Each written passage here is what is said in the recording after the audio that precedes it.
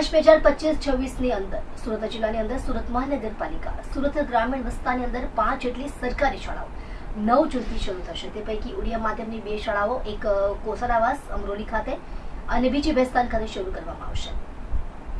તેમાં ઉડિયા માધ્યમના વિદ્યાર્થીઓના એડમિશન પણ કરવામાં આવી રહ્યા છે।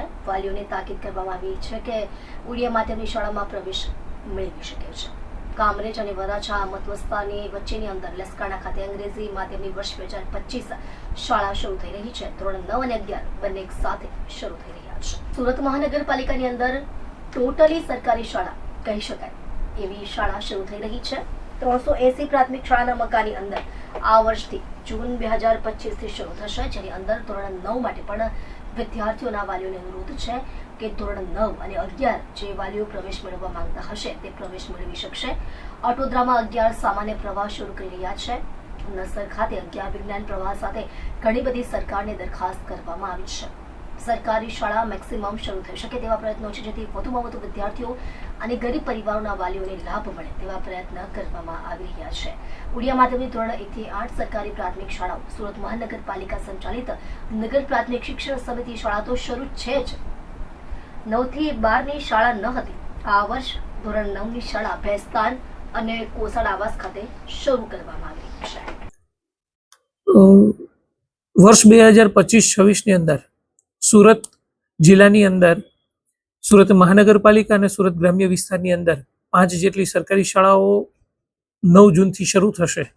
એ પૈકી ઉડિયા માધ્યમની 2 શાળાઓ, એક કોસાડ આવાસ અમરોલી ખાતે અને એક બીજી શાળા ભેસ્તાન ખાતે શરૂ થશે। આ બંને શાળાની અંદર ઉડિયા માધ્યમના વિદ્યાર્થીઓને હાલ પ્રવેશ અપાવવાનું શરૂ થઈ ચૂક્યું છે। એટલે વાલીઓને તાકીદ કરવામાં આવે છે કે ઉડિયા માધ્યમના વિદ્યાર્થીઓ હોય તો ત્યાં પ્રવેશ મેળવી શકે છે। આ ઉપરાંત કામરેજ વિસ્તાર અને વરાછા મત વિસ્તારની વચ્ચેના એટલે કે વરાછા અને કામરેજ મત વિસ્તારની વચ્ચેના વિસ્તારની અંદર લસકાણા ખાતે અંગ્રેજી માધ્યમની વર્ષ 2025થી શાળા શરૂ થઈ રહી છે, જેની અંદર ધોરણ 9 અને 11 બંને એક સાથે શરૂ થઈ રહ્યા છે। એટલે સુરત મહાનગરપાલિકાની અંદર ટોટલી સરકારી શાળા કહી શકાય એવી શાળા શરૂ થઈ રહી છે।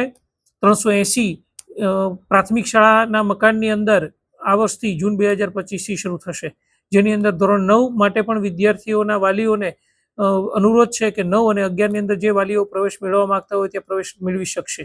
આ ઉપરાંત કઠોદરા ખાતે 11 સામાન્ય પ્રવાહ પણ શરૂ કરી રહ્યા છીએ। આ ઉપરાંત નંસાડ ખાતે 11 વિજ્ઞાન પ્રવાહ પણ શરૂ કરી રહ્યા છીએ।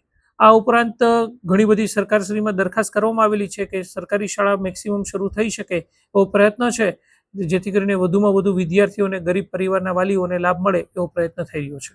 જી સર, આજે ઉડિયા માધ્યમની શાળા શરૂ થવાની છે તે કયા વર્ગથી લઈને કયા વર્ગ સુધી રહેશે?